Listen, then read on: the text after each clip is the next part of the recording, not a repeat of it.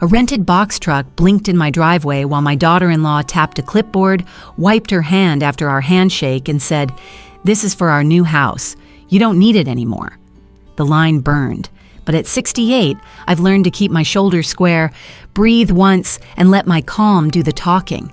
I unlocked my door on my terms, wrote down serial numbers as they rolled my things out, then followed at a distance and let the subdivision gate and its owner consent rule speak louder than any argument.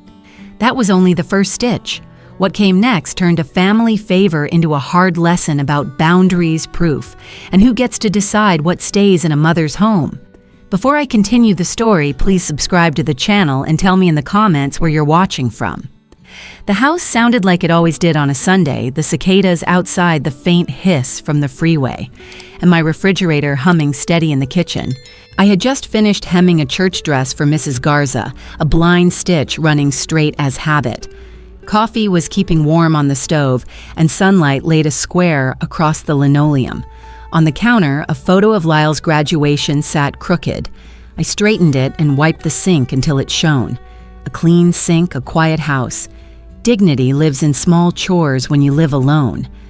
A knock 3 quick, taps the way my son used to knock when he forgot his key. I opened the door to Lyle's smile that didn't reach his eyes, and Shayna behind him, slim as a reed, sunglasses on, though the porch was shaded. "Hey, Mom." "We were in the neighborhood," Lyle said. Just dropping by, Shayna added her tote hanging heavy with colored tabs, peeking out pink, yellow, red, like flags in a parade I hadn't joined. I reached for her hand. Her grip was light, mine still warm from the dishwater. Then she pulled a sanitizer bottle, rubbed her hands quickly, the scent sharp. "Allergies," she said brightly. Then with a smile, "Older people don't need big fridges, right? Half the food just goes bad." Lyle's gaze slid past me toward the living room, the TV, the paintings his father bought long ago. "Come in," I said. "Coffee's on." They entered with perfume and freeway dust. Shayna scanned the rooms, opening a cabinet, then clicking her phone awake as if measuring. "You've really maximized storage," she said. Lyle mentioned the house they were saving for in Katy, trying to make smart decisions. I set coffee down. Shayna's tote shifted and a clipboard slid up, boxes, arrows, each labeled. Living room TV, kitchen fridge, hall paintings, and in red sewing machine clutter. "What's that?" I asked. "Just ideas," she said. "Pinterest checklists. Helps me visualize space." She lifted her phone, measuring again. "This piece would be perfect in our place." Lyle mumbled, "We might borrow a few things, just until payday. The paintings were your father's," I said evenly. "He saved months for them." Shayna's smile was patient. "Totally get it. But honestly, a full fridge is wasteful for one person. They make cute, efficient ones now. That one has never let a child in this house go hungry," I answered softly. Her pen scratched tiny checks beside TV fridge paintings. Lyle shifted. "We should show Mom the house soon," he said, trying to ease the air. "Sit," I told them. 10 minutes. I poured, then spoke of the TV stand his father carried with bad knees, the fridge he called security. My stories filled the room. Shayna only smiled brighter. "We'll take such good care of everything," she said. "It's staying in the family." "That's one way," I replied. They rose to go. The tote gaped, showing a second list, essentials for day 1. My stove was on it, and underlined garage freezer ask. I offered banana bread. Lyle took a piece carefully. "Thanks, Mom." Shayna kissed the air. "Such a nice visit."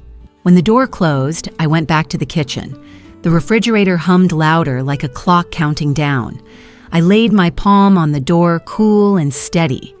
On the counter, the graduation photo caught the sun. I straightened it again, turned the coffee off, and walked into the sewing room. The dress for Mrs. Garza hung like a waiting guest. I picked up my notepad and wrote "hand wipe after shake," checklist with red. Proof that I hadn't imagined it. I slid it under the sugar canister. By evening, the cicadas and freeway hummed on. I locked the front door, touched the paintings in the hall. Your father chose the mountain, I told them. In bed, I lay still, my breath falling into rhythm with the kitchen hum. Quiet in, quiet out. And in between, a promise I would keep notes. I would listen harder, and when the time came, I would be ready to speak. The morning light fell through my kitchen window in thin stripes, catching the steam off my coffee. It should have been ordinary, but everything looked positioned. The mug Shayna used yesterday sat exactly where she'd left it, as if my kitchen had been reset by someone else's hand. The refrigerator hummed in the corner, steady, sharp, not like comfort anymore, but like a metronome counting down. I bent to pick up a crumpled grocery bag under the dining chair and froze. Inside a second list, pages with neat boxes and arrows. TV, living room, fridge, kitchen paintings. Entry, sewing machine, back room. Each word circled in red. Tiny arrows like instructions, not reminders. My life rendered in ink and shapes. When I walked through the living room, I noticed faint pencil ticks by the TV stand. At first, I thought they were scratches, but no, they were height marks, careful, almost hidden. I rubbed at them. They didn't come off. In the reflection of the graduation photo frame, I saw where she'd lifted her phone, lining up the walls like a real estate agent. My house had been measured without permission. I sat at the table, holding the list. Words leapt at me, declutter. Wasteful for one, repurpose. And in small, careful letters, move-out day. This wasn't brainstorming. It was a plan, quiet and precise. I reached for the phone and called Lyle. "Hey, Mom," he said, his voice light. "Your list was under my chair," I told him. "The one with the red circles." A pause. Then, "We're just brainstorming, Mom. Don't read into it." He stretched the word we like a band pulled too tight. Shayna found a deal on a delivery truck for later this week. Just in case of what I asked. He chuckled, uncomfortable. Borrowing. Just until we get paid. It's all family. Borrow. Family. Words dressed as comfort but sharp underneath. I reminded him that the paintings were his father's gift to me on our wedding day. Some things aren't borrowable, I said. The call ended without a fight, but I sat in the silence afterward, listening to the fridge drone on. When I leaned down to dust the cabinet, I found tiny blue tape flags stuck inside little markers for cables, shelves, hidden corners. Someone had labeled my life like boxes in a warehouse. At lunch, I ate half a sandwich at the counter and stared at the sewing machine in the next room. Then I pulled open my drawer, dug out the old envelopes receipts for the TV, the refrigerator, the paintings. I photographed serial numbers, slid the receipts into my sewing box, and tucked it under the fabric scraps. Small defenses stitched quietly. In the afternoon, I stood before the mountain painting in the hall, tracing its frame with my fingertips. I remembered the night we hung it, how we laughed when it leaned left, how my husband insisted on measuring again until it was true. I wrote its story on an index card and slipped it behind the frame, then another for the seascape in the living room. Each item carried not just weight but memory, and I meant to anchor them before anyone could erase them. By evening, a text arrived from Lyle. "We'll swing by later." My reply was simple. Call first. At dusk, I heard an engine idling at the curb. Through the blinds, I saw a car with its hazard lights flicking. 2 silhouettes in the front seat. No knock, no text, just lights blinking like a warning. After a minute, they drove off. I rehearsed my line in the quiet. If you take anything, you take the meaning with it, and that stays with me. Saying it aloud steadied me. I left a notepad beside the door, ready to record what came next. That night, I set my phone to vibrate and placed it on top of the fridge. The motor inside kept its drone steady low. I realized it wasn't just humming anymore, it was counting. A timer running down to something I couldn't yet name. By the time I reached the door, their hazard lights were already splashing orange across my driveway. A rented box truck idled at the curb, the diesel rumble settling into my chest. Lyle hopped down first, his ball cap pulled low. 2 men climbed out after him, one with a clipboard, the other with gloves hooked in his back pocket. Shayna stood near the passenger side phone up like a little flag tapping without looking at me. I slipped my keys into my pocket and stepped onto the porch. The heat pressed close. I set my jaw the way I do when a seam runs crooked, and I refused to rip it loud. Shayna didn't bother with hello. "We'll be in and out," she said, all breath and gloss. She nodded toward the living room like a director calling her first shot. "This is for our new house. You don't need this anymore." The words were so smooth, they almost didn't cut almost. I held her stare for a heartbeat, then turned my back and unlocked my door on my terms. If a show was starting, I would choose when the lights went up. Inside, I stood aside while the men entered. The taller one introduced himself as Brendan and his helper as Luis. "Ma'am," he said, polite eyes steady.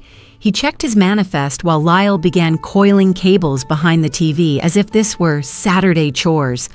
Careful with that, I told no one in particular.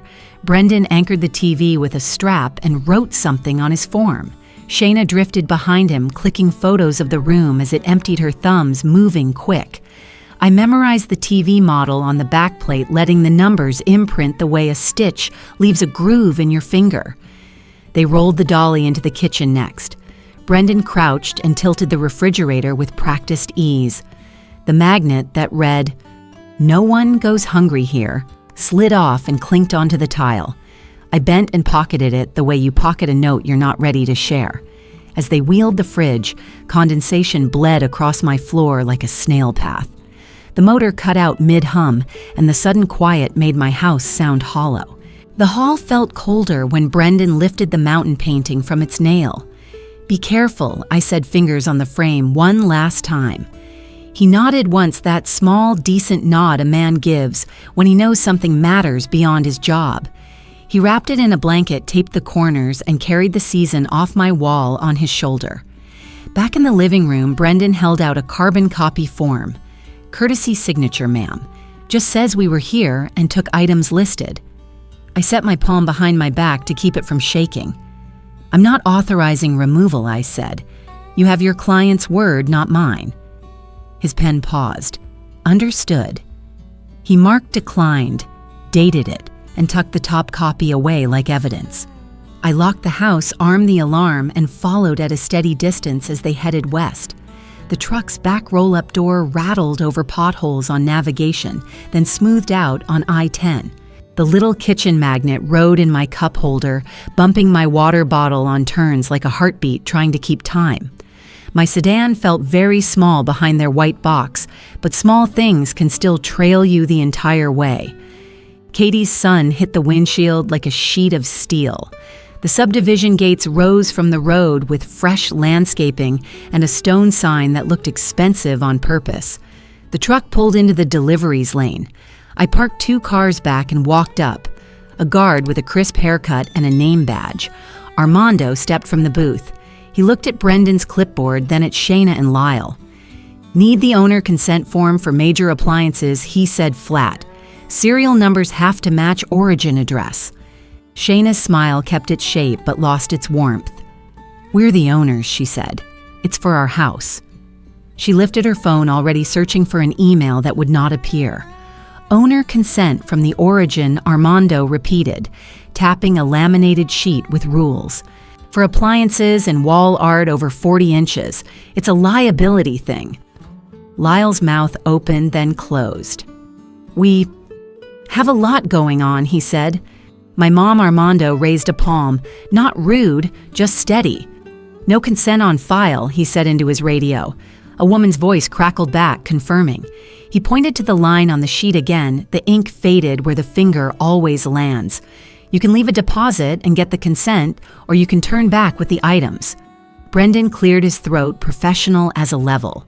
"I can't unload without paperwork. If something gets damaged, it's on me." He looked at me without committing to the look. "I just need signatures." I moved close enough for Lyle to hear without making a scene. "If you take anything," I said softly, "you take its meaning too, and that stays with me." I handed Brendan a small card with my phone number, in case you need a witness to where these came from. His fingers closed around the card the way you hold a pin to keep from losing it. Shayna stepped off to the side, thumbs flying. Her jaw worked the way it does when she's chewing on words she won't say out loud. Lyle studied the word residence painted on the lane as if letters might help him decide who he was. The truck idled and idled. Armando logged the time and incident in his book, neat block letters, marching in a row. "Gate stays closed until I see that consent." He said softer now, as if he understood this wasn't just policy. It was a line somebody else had forgotten to draw. A breeze lifted and dropped the corner of Brendan's manifest. He anchored it with his hand. "What do you want to do?" he asked Lyle, voice neutral like a referee who only calls fouls he's seen. No one answered him. The sun leaned hard on us all. Finally, Brendan shrugged once the smallest movement of a man who will not be blamed for breaking what isn't his. "We'll return to Origin and wait for paperwork," he said to Armando, who nodded and hit a button. The red light stayed red. The gate did not move. Shayna spun on her heel and got into their car door, shutting precise as a stopwatch click. Lyle stood there one more beat, then followed. He glanced back at me through the glass, boy and man layered on one tired face. The truck's reverse beep chirped twice as Brendan eased away from the lane and out to the road. I stayed where I was until the diesel sound thinned. On the drive home, the highway felt longer in the opposite direction. The magnet tapped against my water bottle again, steady, stubborn. When I opened my front door, the late light fell over pale rectangles on my walls where our seasons used to hang. The absence was a shape I could measure. I stood in the doorway and stared at the white wounds as if grief could be measured in inches. Then I picked up my notepad from beside the door and wrote down exactly what the gate man had said: owner consent, serial numbers, log time, declined signature, Brendan's name, Armando's. I dated the page and closed the cover. I did not turn the refrigerator back on. The hum wasn't the only heartbeat in the house anymore. By the time I pulled into my driveway, the truck's growl had thinned to a memory, and the house sat still as a photograph. I stood in the doorway a moment, keys in my hand, staring at the pale rectangles where our seasons used to hang. The paint around them was sun-warmed honey. Inside the outlines, it was winter white, as if bandages had been torn away. The room felt bigger, and not in a way that made breathing easier. I didn't cry. I let the silence do the talking and stepped inside. I traced the top edge of the largest rectangle with a fingertip. Dust had made halos where the frame once lived. The wall clicked faintly as it cooled a sound I'd never heard under the TV's soft talk and the refrigerator's steady heart. Now the living room sounded like an empty church after the last hymn. On the floor, the tracks from the dolly cut through my rug like faint riverbeds. Cleaning is the ritual that keeps a person standing. I fetched a bucket, sponged the thin trail of condensation the refrigerator left, and followed it until the tile was clean. I swept grit from the door jambs and found a single nail that had popped loose when Brendan lifted the mountain. I turned it until the metal warmed and slid it into my apron pocket with the magnet that says, "No one goes hungry here." In the kitchen, the corner where the fridge had stood was a bright square linoleum, less scuffed. I opened the pantry and planned dinner by what didn't need chilling peanut butter crackers, a can of Peach's tea. The house had lost its heartbeat and was learning a new rhythm. I went to the sewing room. The machine light cast a clean cone. The chrome held a thumbnail of my face. I threaded the needle, dropped the presser foot, and set a test line on scrap. The stitch sang steady as breathing. Then the thread snagged on a burr and snapped. The sound was small, but it sat in my chest. I re-threaded and let muscle memory work. Air felt tight, so I stepped onto the porch. The afternoon had begun to cool the way Houston does when the sun finally tires. Maura from next door was pulling weeds straw hat low. "You okay, darlie?" she called. "Saw a lot of activity this morning." She tipped her chin toward my driveway. "I'm breathing," I said. "Your ring catch anything, always." She set her tools down. It caught the truck, the men, and some talking. "If you want, we can look." Her front room smelled of lemon oil. She opened the app. There we were, Brendan's clipboard, the straps, Lyle's cap, and Shayna crisp as a page.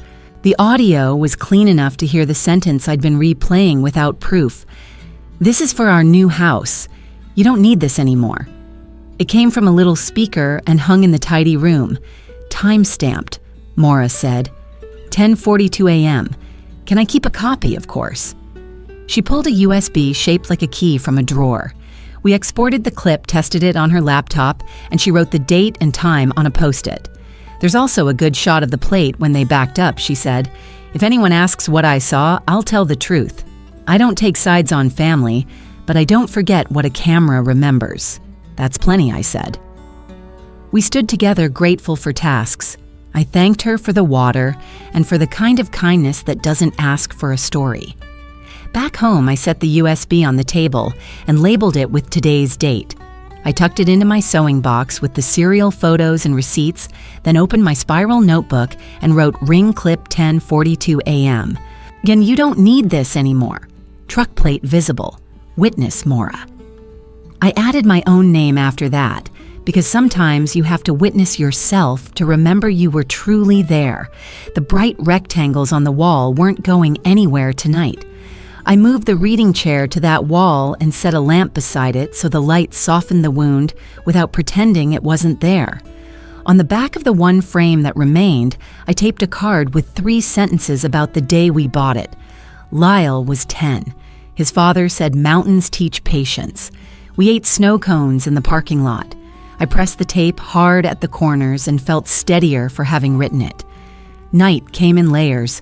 Cicadas first, then a dog 2 streets over, then the freeway like far-off surf. I heated water for tea, sliced the peaches. The house still felt wounded, but the wound had a name and a file. I set my phone on the table and opened the alarms. In the morning, I would call my power company to confirm no change orders, then the non-emergency line to report a move I didn't consent to. I would ask for incident numbers. Paper draws lines people can't cross without leaving tracks. Before bed, I stood once more in the doorway and looked at the white shapes. In certain light, they looked like patches, in others like doors. Maybe both were true. I touched the place where the mountain had hung and said, "Quiet, we're not gone. We're moving differently." Then I switched off the lamp and let the dark be simple. Sleep took its time. I lay on my side and listened to the house practice its new rhythm fan, a faucet slow drip, an ice truck 2 blocks over. Somewhere on my counter, the magnet in my apron pocket nudged the nail a tiny click when metal found metal. I thought about how magnets find each other without asking permission, how paper finds files, and how truth finds its way when no one is watching. By morning, I promised myself I'd have a list, short, neat, and sharper than any speech I could make. I slept finally. The morning light reached straight into the kitchen, showing the bright square of floor where my refrigerator used to stand. I pulled a carton of milk from the cooler beads of sweat rolling down the cardboard. A quick calculation told me it wouldn't last past noon. I slid it back under the ice bottles, decided on toast and tea, and let the absence sit heavy in the room. At the sewing table, I tried to steady my hands on a hemline, but the stitches wandered. I unpicked them one by one, the sound of yesterday's gate standoff replaying in my head. Every knot in the thread felt like a memory I couldn't smooth. I turned to the pantry and took inventory. Beans, rice, canned peaches, plenty of shelf-stable meals if I planned carefully. In my notebook, I wrote mini fridge and underlined it twice, though I knew the budget was already tight. I dialed the clinic to confirm my cardiology appointment. Carla, the scheduler, spoke in that calm tone offices use. She mentioned a letter was mailed yesterday, but I asked again, "Phone, please." Letters are too slow. She noted it. I hung up and the weight in my chest lightened just a hair. The heat outside shimmered. I timed errands so nothing perishable would melt post office thrift shop for a makeshift cooler shelf, dollar store ice. Back home, I stacked items carefully into the cooler, wrapping cheese in a towel, setting frozen bottles at the bottom as if dressing a wound. By evening, Carla's voice returned on voicemail reminder for tomorrow at 9 a.m. I frowned. I'd written next week. I called back. She explained slots had been moved up. I set alarms for 6:30 a.m., laid out my clothes, and prayed I wouldn't miss it. But dawn betrayed me. I woke to sun already high, the phone flashing a message, "You missed your appointment." The timestamp read 9:22. My heart sank. Carla's tone stayed polite but firm when I called. Policy marked it a no-show. I explained, asked for grace. She rescheduled in 2 weeks, added a note, "Prefers phone." At the pharmacy later, Evan bagged my prescriptions. He asked if I needed any cold items. I shook my head. No fridge right now. He nodded without pushing. Kindness often comes in silence. Dinner was tuna from a can and crackers. The house was quieter than ever, but my checklist spoke loud receipts, filed serial numbers, logged neighbors' video safe. I wrote myself a line on an index card. They took convenience. They don't get to take my care. Before bed, I rewrote my anchor sentence. Return my name, not my things, starting with my time. I set 2 alarms this time, then a third. Some losses you absorb, others you prepare against. The morning began with a list written as neatly as one of my Hem's USPS bank foreman. I slid the USB stick, my receipts, and the photo printouts of serial numbers into the tote I usually carried fabric in. Today it wasn't fabric. Today it was proof. I left before the cicadas warmed up, wanting to catch the post office doors the minute they unlocked. The USPS station on Harrisburg smelled faintly of paper and ink. Ms. Ortega at the counter looked younger than my own son, but she carried the kind of calm that comes with working under federal rules. I asked if anyone had filed a change of address for me. She tapped keys, frowned, and shook her head. Nothing on file, ma'am, but if someone tries, you can block it. She slid over PS Form 8076. False KOA is a federal offense. We stamped the block today. No one moves your mail without you. Her rubber stamp landed with a sound like a gavel. She handed me a copy, and at the bottom I saw the printed warning, Title 18 U.S. Code. Criminal offense. I copied the statute number into my notebook, underlined criminal once, and closed it without flourish. Not gloating, just facts. Outside on the steps, I pulled out my phone and dialed the moving company. Voicemail picked up. I kept my message, neutral date address, no authorization given. A record plain and simple. At the bank on Canal Street, the air conditioning hit me like a clean sheet after a long day. Malik Ruiz, the fraud analyst, wore a tie patterned with tiny anchors. He listened as I explained, then pulled my account up. His eyebrows lifted. 2 online attempts yesterday, he said, to change your billing address to a Katie Zip. They were tagged for appliance delivery verification. He froze all address changes on the spot. That means, he explained, any new financing attempt tied to those appliances will bounce until you come in person to approve.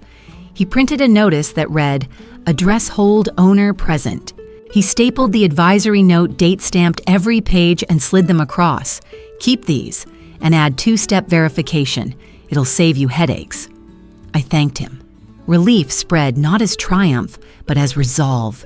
Each sheet of paper was like a stitch holding a seam shut. Back in the car, a new voicemail blinked. Brendan, the foreman from Tuesday, spoke in his steady voice the manifest number. The items logged the note that I had declined to sign and that the subdivision gate refused entry without owner consent. He ended simply, for the record. I saved the message to the cloud and forwarded a copy to the moving company with a short email. Please confirm in writing.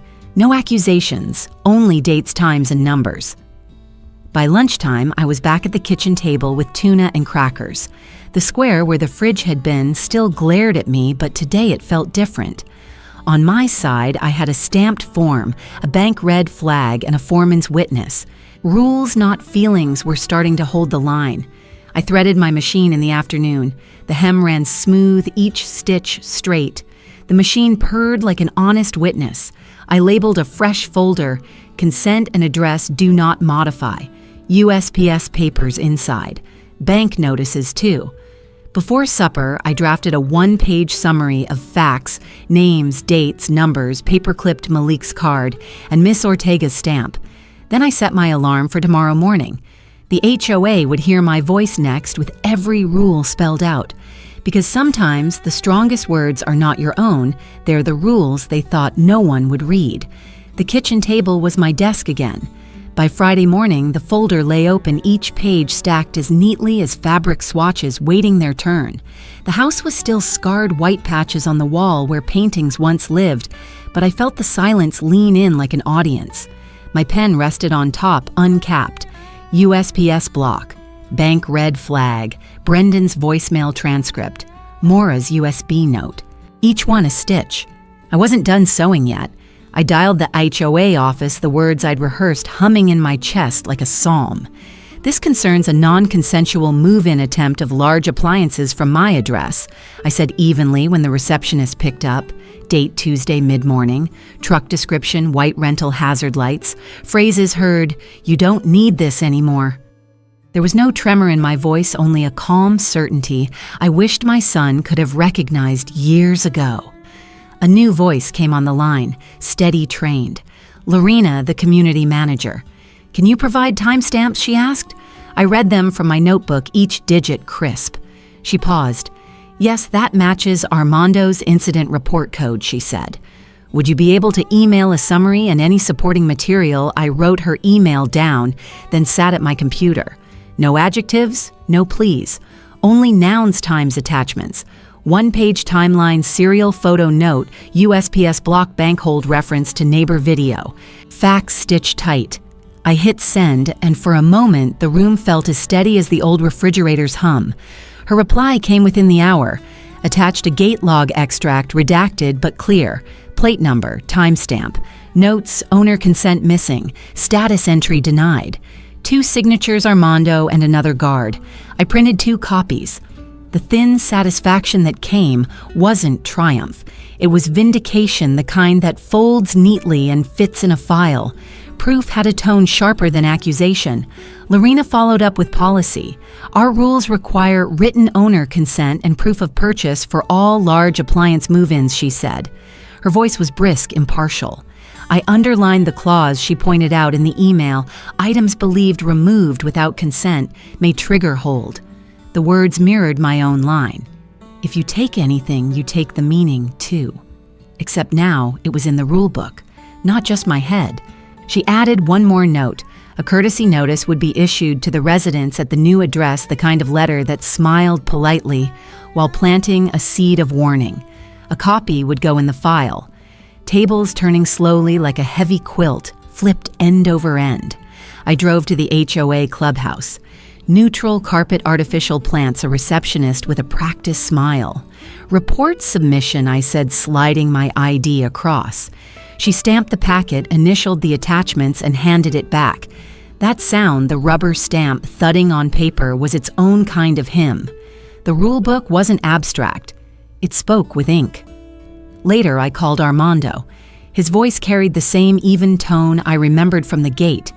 "Yes, ma'am," I logged the incident, and I added that the woman repeated, quote, "Older people don't need big fridges." He said he had written it verbatim in an addendum. He didn't rush. He didn't flinch. Just a man confirming the line I had swallowed like vinegar. By mid-afternoon, Lorena called me again. Her words were clipped but clear. "If there is a second attempt, violation fees will apply automatically for attempted, unauthorized move-in. Charges billed directly to the residents." She confirmed my preferred phone number for updates. I thanked her. She didn't say good luck. She didn't have to. The rule book was speaking for me now. At home, I filed the stamped packet into the folder, marked consent and address do not modify.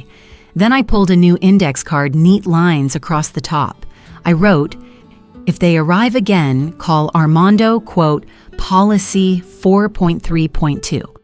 I slid it into the front pocket where my scissors usually lived. Small preparations, but sharper than steel. Evening light stretched long across the table as I brewed tea. Steam curled upward, softening the edges of the day. My phone sat beside the mug. I typed a single message to Lyle, "Please confirm you received an HOA notice."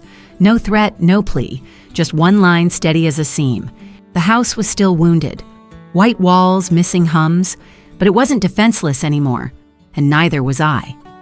The card was thick, perfumed, Shayna's handwriting looping across the front. Housewarming, Saturday, 7 p.m. Come celebrate our new beginning. My name was inked on the envelope, though I didn't need the invitation to know what they wanted to display, not to share. I set it under a teacup for a night before deciding. By morning, I'd made my plan 1 hour, no more. I pressed my navy dress, tucked a pen and an index card into the pocket, and told myself I was going to see not to be seen. The subdivision gate let me through with Shayna's guest list. The street was lined with SUVs and balloons tied to mailboxes. Inside their new house gleamed everything staged like a magazine spread. My mountain painting hung above a beige sectional, the television fastened into a glossy console, and the refrigerator humming in an open kitchen that smelled faintly of lemons. Gina, a woman with realtor polish and a name tag swinging on a lanyard, gestured grandly. They saved so much by repurposing family pieces, she told a circle of guests. My stomach tightened, but my smile stayed where it was. Shayna herself drifted past, hand on a wine glass voice light. Older folks don't need huge appliances, she said with a laugh tossed to the air. Lyle chuckled too loud as if to cover the sound. I sipped water from a paper cup and kept my pen still in my pocket. Around the room were place cards with names and doodles of balloons. I noted them silently gathering more than just faces. Phones went up like a wave. Gina's voice rose first home tour. She recorded vertically, Shayna guiding her through each staged corner. Vintage art from family, Shayna said, gesturing to the painting. A hashtag glowed in her voice. None your smart budget, you new home. I stepped carefully out of frame. The lens didn't care whether I was present or not. That part stung less than I thought. It was the performance that burned. Near the kitchen island, a man with silver hair and an easy smile introduced himself. Mr. Patel, next-door neighbor. Hope they sprung for the warranty add-on, he said conversationally. They'll want all the serial numbers for the big-ticket items.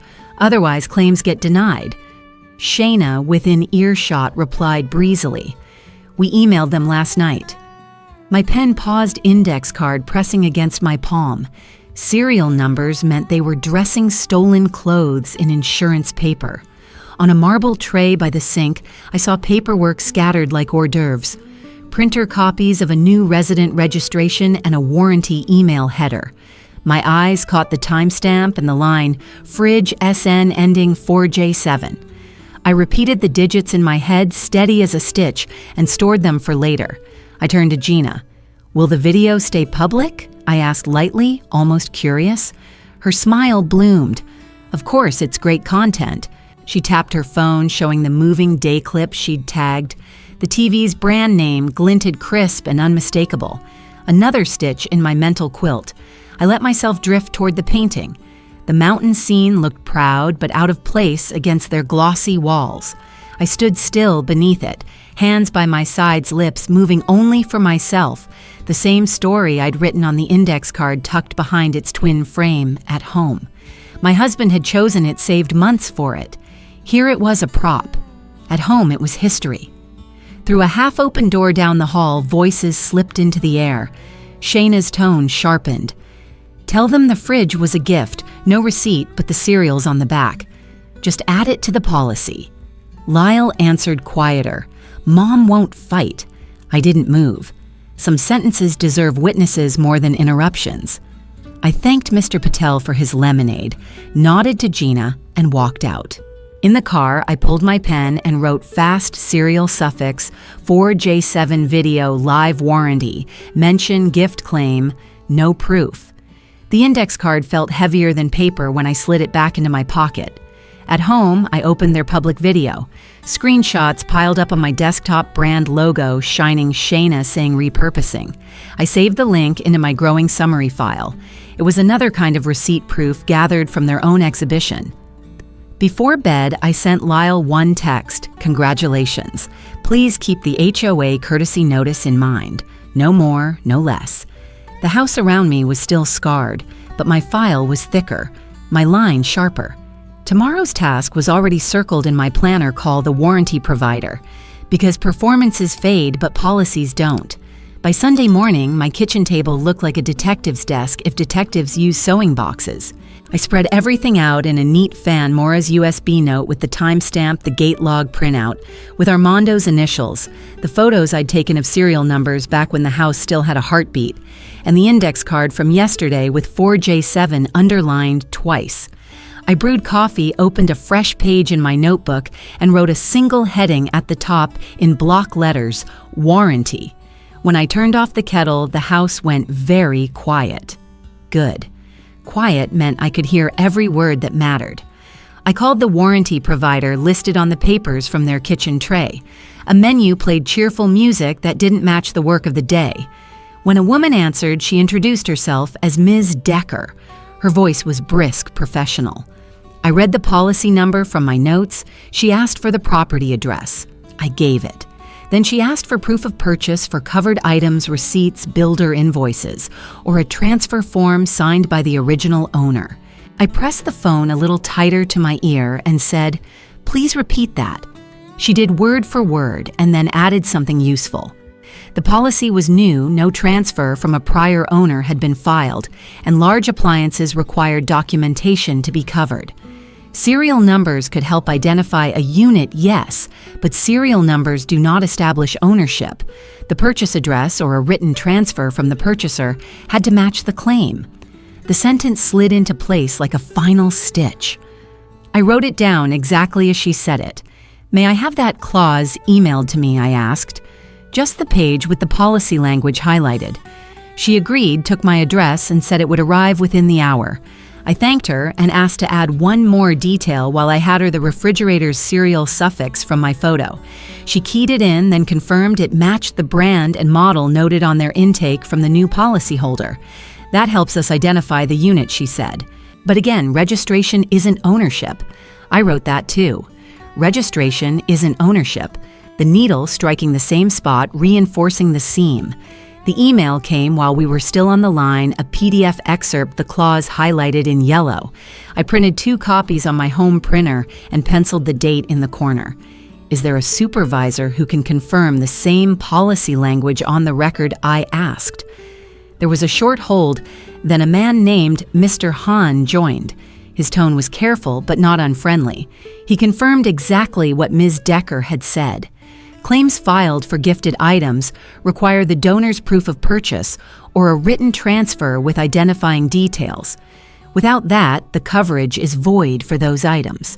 I repeated his sentence back for clarity, and with Texas being a one-party consent state, I recorded his yes. I logged the time, his operator ID, and the email subject line in my notebook. I don't collect arguments. I collect sentences that don't move. The manufacturer was next. I called the customer care number on their website and reached a woman named Alicia. She looked up the serial suffix I gave her and confirmed the unit's model.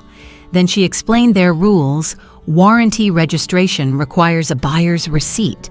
Any transfer requests need proof, plus the original owner's consent.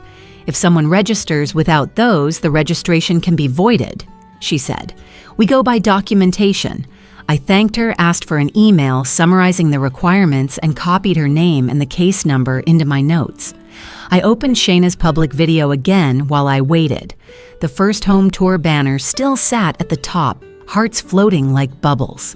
I captured the frames where she said repurposing and where the brand logo gleamed on the screen. I pasted the post link beneath the clause from Mr. Hahn's email. Their performance had made my work easy. I almost felt bad for how easy they'd made it. Almost. I stared at the phone for a long minute before calling Lyle. When he picked up, he sounded restless, as if the day had already been disagreeable. I went straight to it. Your home warranty won't cover the refrigerator or the TV without proof you own them, I said. Proof is a receipt, an invoice, or a signed transfer from me. I haven't signed anything. He said we already registered them. I read him the sentence Mr. Hahn had confirmed. Registration isn't ownership. Gifted items require donor proof or transfer. I could hear him exhale into the phone, one hard breath, and then the call ended. No goodbye. No, I'll call you back. Just the quick, small sound of a line going dead. I set the phone down gently and let the quiet refill the room. The old me would have called right back and tried to make it gentle for him. The me who'd been taking notes all week reached for a clean sheet of paper and drew a straight margin with a ruler. I titled it, Demand for Return or Reimbursement. I listed each item with its serial or model. I wrote the date of removal and without owner consent. I referenced the gate log, the HOA policy requiring owner consent for move-ins, the warranty clause that defined proof of ownership, and the manufacturer's transfer requirement. Then I outlined the options: return the property by a specific date and time, or reimburse fair value at current market price. I added that failure to do either would result in me notifying the HOA of a second violation and pursuing further remedies. No adjectives, no weight-bearing words that would invite a fight. Only facts, only dates, only numbers. Before lunch, 2 emails landed Alicia's summary of the manufacturer's proof rules and the warranty policy excerpt Ms. Decker had sent earlier, but now attached to the case number Mr. Hahn gave me. I printed them and clipped them to the draft letter. Tuna and crackers again, and a peach from the pantry. The house still felt oddly wide without the hum, as if some part of it had taken a step backward when I wasn't looking. But the file was heavier, and heaviness can be a kind of comfort when it's made of paper and ink instead of dread. I read the letter aloud once, listening for any word that sounded like anger instead of boundary. One line needed tightening: return, my name, not my things, and I crossed it out. This wasn't poetry. This was a line I would not cross back over once it left my hands. I dated the bottom, signed my name in blue ink, and made a copy for the sewing box folder: consent and address do not modify. The original went into a large envelope along with the printed clauses and screenshots. When the afternoon light shifted toward evening, I checked the mailbox flag and laid the envelope on the hall table, where I put things that must leave the house first thing in the morning. I added one more note to my summary page call HOA after mailing formal notice sent. Then I sat a while at the table, tracing the grain with my finger, and thought about how many times that refrigerator door had swung open on a Friday night, how often that TV had carried the scores of Lyle's teams, how the mountain painting had watched over pizza boxes and birthday candles and quiet winter evenings when the heater clicked on and off. The hum was still gone. I could not bring it back by listening for it. But the file in front of me had a voice now, steady and clear, speaking sentences that didn't apologize for existing. Proof of ownership, not proof of nerve. I stacked the pages, capped my pen, and set my alarm. Tomorrow, the envelope would visit the blue mailbox at the corner. After that, the next call would be to Lorena, because sometimes you don't raise your voice at all. You just let the rules do it for you. Monday began the way good work begins, with paper, a pen that doesn't skip, and a sentence I could stand behind. I read my one-page demand aloud, checked the margins, and trimmed 2 extra words that sounded like feeling instead of fact. The list of items sat in a clean column refrigerator TV mountain painting, with serials and model numbers. Next to each, I wrote a fair value total, pulled from current prices, not memory. The deadline was clear: 10 business days. The citations were clean too: HOA policy 4.3.2, and the warranty clause highlighted in yellow: proof of ownership required. At the bottom, I signed in blue ink and added CC to the line HOA Manager Moving Company and Lyle and Shayna. No adjectives. Paper doesn't need them to stand. I printed 4 copies and stacked the exhibits, photos, screenshots, the gate log extract. The house was so quiet I could hear the paper curl as it cooled. I sealed the envelopes and wrote the tracking number on an index card, then slipped the card into my apron pocket. Outside, the air held that Monday morning smell of wet sidewalks and coffee from the corner store. I walked the block to the blue mailbox and fed the envelope in. It landed with a sound I liked, a small certain thud. On the way home, I pressed my palm to the indented pocket where the index card rested, the way a nurse checks a pulse. Back at the kitchen table, I called Lorena. "Formal notice sent," I said. "Please file under incident 202. She repeated the number, asked me to confirm the deadline and the list of items, then typed while I read. "Owner demands return or reimbursement," she said, almost like a court reporter. "We'll add that to the record. Thank you for precise dates." An email pinged while we were on the phone, a PDF letter on moving company letterhead. Brendan had signed it. In tight, tidy paragraphs, he confirmed the manifest number, my refusal to sign authorization, and the fact that his crew photographed serials at pickup. He also noted that the destination gate had declined entry for lack of owner consent. He ended with, "We await further instruction pending documentation." It was exactly the kind of sentence I collect. I printed it and filed it behind the warranty clause, 2 voices in the same key.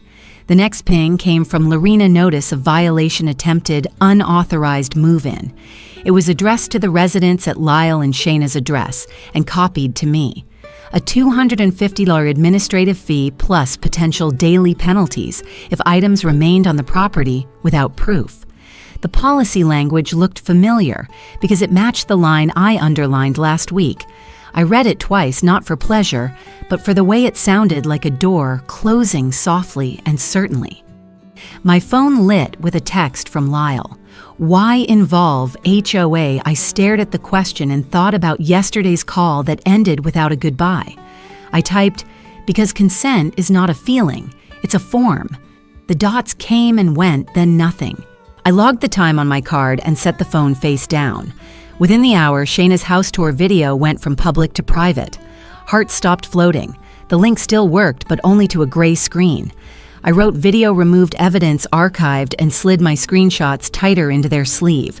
Removal isn't erasure, not when the pixels are already living on paper. Lorena forwarded a reply from the residents to the violation notice. It was a short email that tried to sound casual. The appliances were a family gift, it read. We didn't think written consent was necessary. No receipt attached, no transfer letter, just that one sentence. I read it again and felt the quiet kind of relief that comes when someone puts their foot exactly where you need it to leave a print. I responded with thanks and reattached the warranty clause, highlighting the line gifted items require donor proof or written transfer. I asked that the residents certify removal of the items from the property until proof was provided. No threat, no moral, only policy. I sent a quick note to Malik at the bank. Heads up, if any appliance financing or address change pings, please decline for lack of purchase proof. He replied almost immediately, flag remains. Will document if pinged. The steadiness of systems calmed something raw in me. If feelings were shaky, ground forms were bedrock. The printer's fan finally went quiet. I finished a hem while the last page cooled on the tray. The needle purred a true line. I breathed to match it. When the dress was boxed and labeled for pickup, I drew a small calendar in my notebook. Day 3, courtesy call. Day 7, reminder. Day 11, small claims filing, if no resolution. I wrote no threats, just timetable in the margin and underlined it. I don't need to raise my voice when a date can do the talking. Near 5 o'clock, Armando called after his shift change to make sure I'd seen the violation notice. He'd added an addendum to his report with the exact phrasing he heard at the gate last week. Older people don't need big fridges. I thanked him for the verbatim line. Sometimes disrespect is most useful when you don't repeat it loudly, just accurately. In the early evening, I stepped outside with a cup of tea. The street smelled like cut grass and a neighbor's barbecue. Somewhere, a radio played a ball game.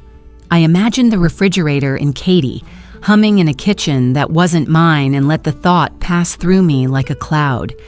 Paper was doing its work now. People who liked to skip steps were learning what steps sounded like when they landed in order. Back inside, I made one last pass through the folder. The top sheet was my demand letter. Beneath it, the warranty clause and manufacturer email. Next, Brendan's statement, then the HOA notice and the resident's one-line admission. I set the folder by the door the way you set out shoes for morning. The house still had a white rectangle on the wall where the painting used to hang. I stood in front of it and let the emptiness be plain. Not a wound tonight. A placeholder. Some losses are permanent. Others leave room for a different kind of picture. The sky went the color of cooled steel. I turned off the porch light, checked the lock, and let the quiet settle around me without swallowing me whole. Rules have a sound when you stack them neatly. They don't shout, they lean. And when they lean long enough in the same direction, the thing in front of them moves. The voice over speaker came brittle, like glass rattling against metal. Shayna's tone was thinner than I'd ever heard. How much does a mistake cost when it sits in your kitchen? She was on the HOA conference call line trying to sound calm, but the words trembled. Ms. Reeves, the compliance chair, answered in clipped formality. Mrs. Keene's certified demand is already on file. We will hold a compliance review today at 3 p.m. in the HOA office. Both parties are expected to attend. I wrote the time on my index card, slid the blue pen behind my ear, and packed the same folder that had carried me through post offices and bank counters. The house was quiet, but my notes had a voice strong enough to fill the silence. The conference room smelled faintly of copier, toner, and lemon cleaner. I sat in the front chair with my papers clipped together, gate log extract, Brendan's manifest statement warranty clause, screenshots, and the certified letter. Lyle and Shayna came in late. His shirt untucked, her hair smoothed flat with nervous hands. Ms. Reeves wrapped her pen against the table. Ground rules, no interruptions, only facts. HOA Covenants, section 4.3.2. She looked at me first. I read dates, not feelings, the day the truck idled at my curb the moment Armando wrote consent. Missing the serial numbers, I photographed the clause from the warranty requiring proof, the video where Shayna called my painting repurposed. Each page slid across the table. Mr. Ortiz HOA counsel timestamped them into the packet. I didn't raise my voice. Facts do not need a volume knob. Lorena added their email to the record, the one where Shayna wrote family gift without a single receipt attached. Ortiz marked it admission of non-ownership for compliance purposes. I watched Shayna's shoulders rise as if bracing against cold air. Then came a steady voice from the back. Mr. Patel, my neighbor from their street, stood. I saw the truck. I heard her say the pieces were repurposed. At the party, she mentioned a warranty but no receipts. He folded his hands.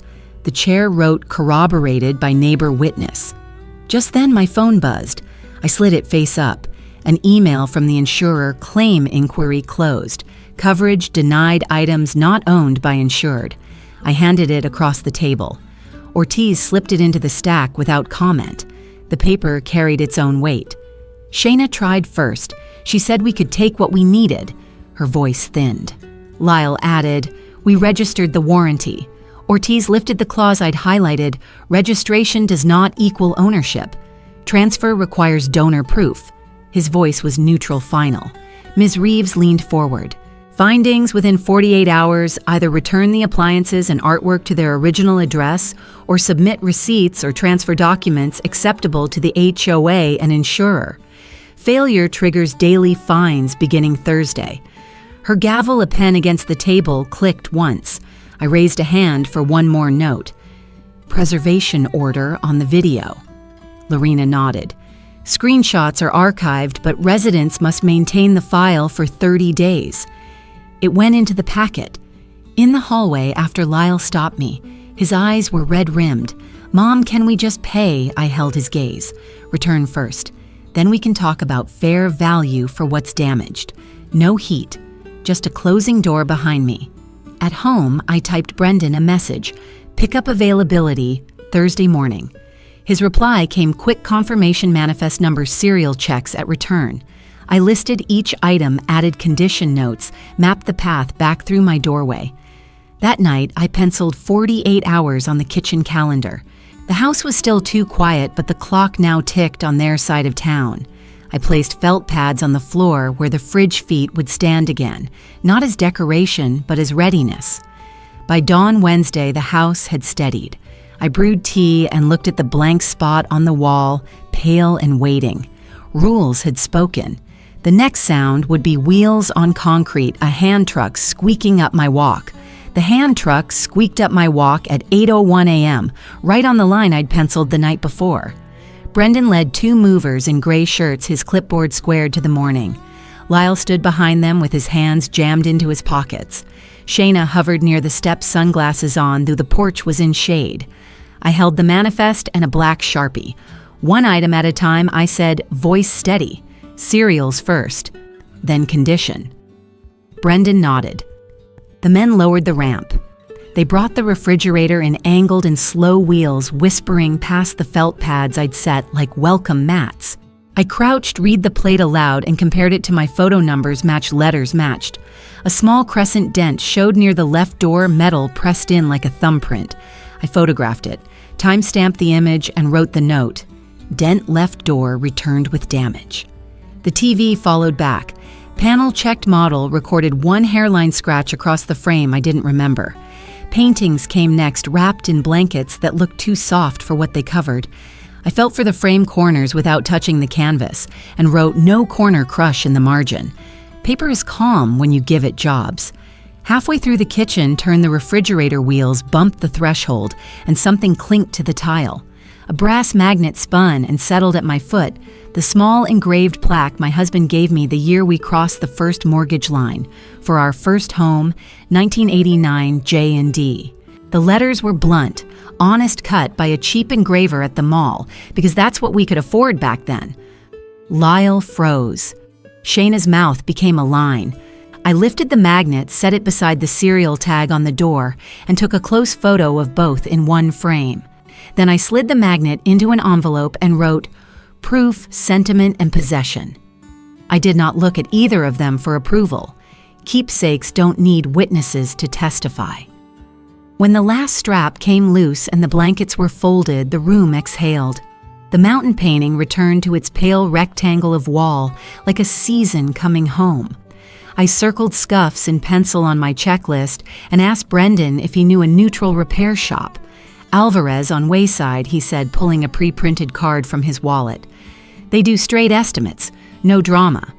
It went into the folder. At the counter, Lyle cleared his throat. Mom. I didn't think he stopped eyes on the envelope.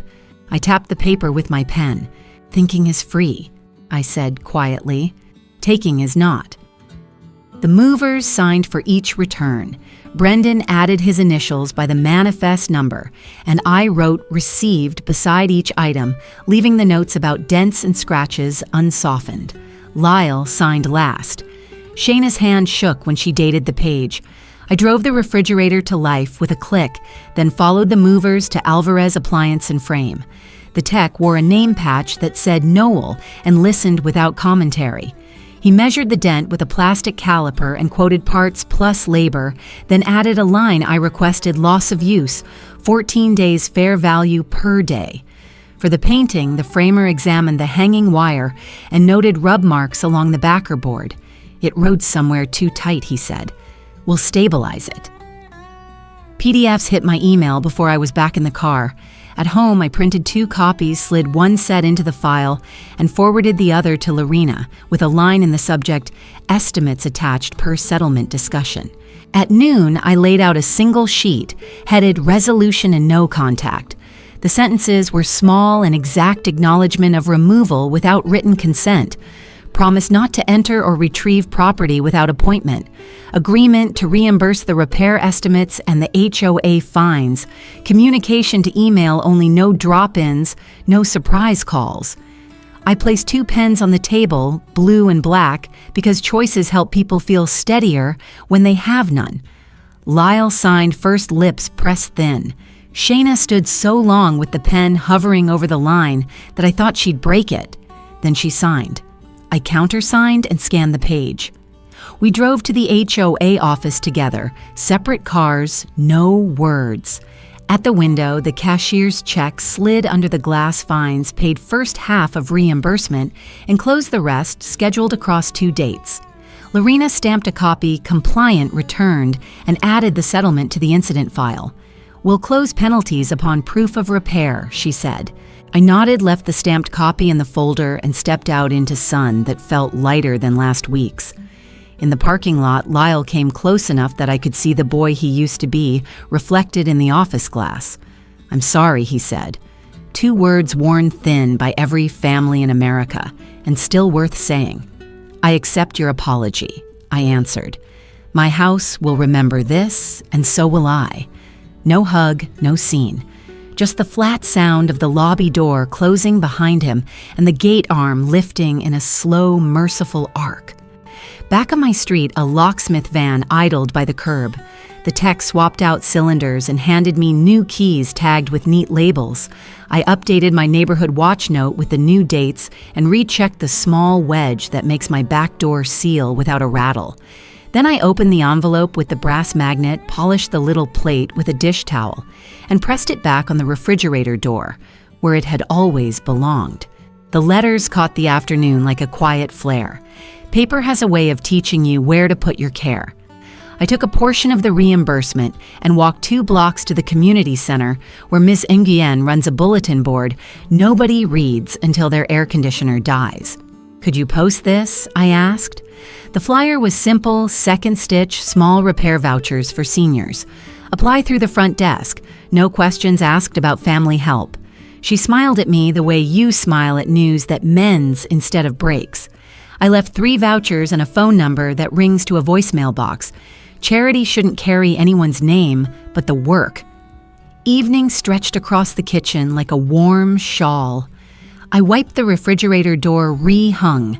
The mountain painting leveled the frame with 2 gentle taps and set the TV to the local news where the anchors still pronounce the freeway names like old friends.